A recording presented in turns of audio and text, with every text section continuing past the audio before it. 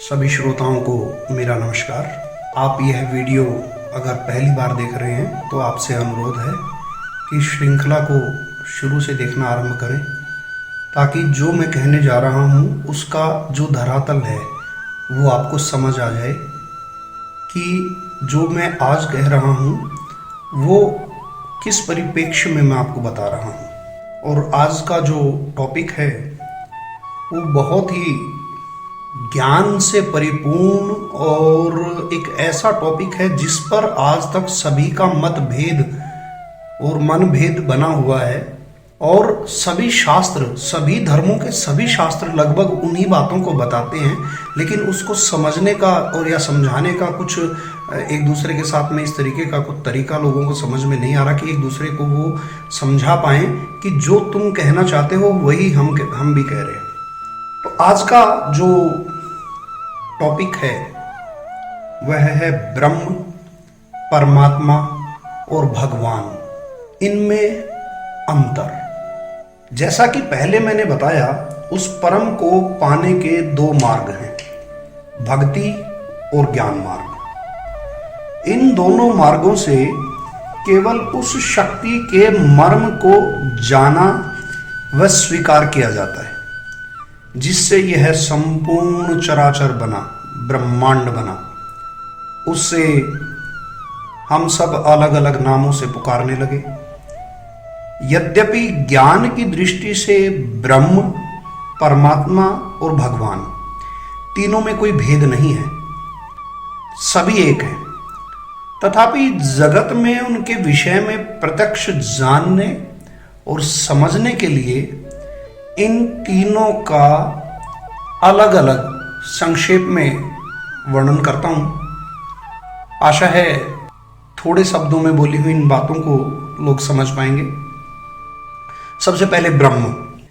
ब्रह्म वह निराकार एवं पूर्ण शक्ति है जिससे संपूर्ण ब्रह्मांड बना है। वेद जिसे नेति नेति कहते हैं, जो तीनों गुणों के होते हुए भी निर्गुण है, वह स्वयं की प्रेरणा से ही एक से अनेक हुआ है। सब तत्व उसी में से बने हैं, उसी के अधीन हैं। इस बात को केवल ज्ञानी जन समझ पाएंगे। साधारण बुद्धि से इस बात को समझना बहुत मुश्किल है। शास्त्रों में उसे ही प्रकृति एवं पुरुष कहा गया। उसे जानना या बताना संभव नहीं, उसे केवल अनुभव किया जा सकता है। वह वो है जो कभी न पैदा हुआ न कभी मरता, एवं अपनी इच्छा के अनुसार ही नक्षत्र, ग्रह, तारामंडल, वायु, आकाश, भूमि, अग्नि, जल, इन सब रूपों में वह स्थिर है। ज्ञानी जन उसे केवल एक रूप में ही जान पाए, वह है चेतन ऊर्जा। आज के शब्दों का प्रयोग करें तो वह विचित्र डार्क एनर्जी जो सभी आकाश गंगाओं को, नक्षत्र, ग्रह, तारों को घेरे हुए है, और उससे भी अलग वह ऊर्जा जो चेतन है, विचार कर सकती है, संकल्पवान है, वो ऊर्जा, वो ब्रह्म है। आधुनिक विज्ञान उसे पारिभाषित नहीं कर पाया, किंतु ज्ञानी जन एवं वेद व अन्य धार्मिक पुस्तकें उसे ज्योति स्वरूप बताते हैं, जिससे पुष्टि होती है कि वह परम ऊर्जा ही है जो अपने संपूर्ण ऐश्वर्य के साथ इस ब्रह्मांड की रचना करते हैं। ये तो हुए ब्रह्म। फिर हुए परम आत्मा, परमात्मा। आत्माओं में वो आत्मा जो परम है। जब सब उस परम शक्ति ने उत्पन्न किया, उस परम शक्ति ने संकल्प किया कि एक से अनेक हो जाऊं, तो स्वयं को कई रूपों में उसने प्रकट किया और उन रूपों को अलग अलग तरह के कार्य करने की भिन्न भिन्न शक्तियां दी। हिंदू ने ब्रह्मा कहते हैं, जो जगत को उत्पन्न करने की शक्ति रखते हैं, विष्णु कहते हैं जो जगत में उत्पन्न जीवों का पालन करने का सामर्थ्य रखते हैं, और शिव जो जगत जीवन का संहार करते हैं। इन तीनों रूपों में हिंदू उनका ध्यान करते हैं। कुछ धर्म इन शक्तियों के प्रथम अक्षर से बने हुए शब्द गॉड का यूज करते हैं, प्रयोग करते हैं। गॉड में जी से जनरेशन, ओ से ऑर्गेनाइजेशन और डी से डिस्ट्रॉय, वही तीनों शक्तियां जो हिंदू ब्रह्मा विष्णु महेश में बताते हैं। यह तीन तरह के कार्य करने वाली तीनों ऊर्जा स्वरूप यही परमात्मा कहलाते हैं। ये तीनों ब्रह्म होते हुए भी ब्रह्म से पृथक हैं। तीनों एक होते हुए भी तीनों अलग हैं, केवल अपने कर्म एवं गुणों की वजह से। तत्व रूप में सब कुछ केवल ब्रह्म है। फिर उसके बाद सबसे ज्यादा जो प्रयोग किया जाता है शब्द, वह है भगवान। इस शब्द, ये बड़ा विचित्र और बहुत ही ज्ञान से परिपूर्ण शब्द है।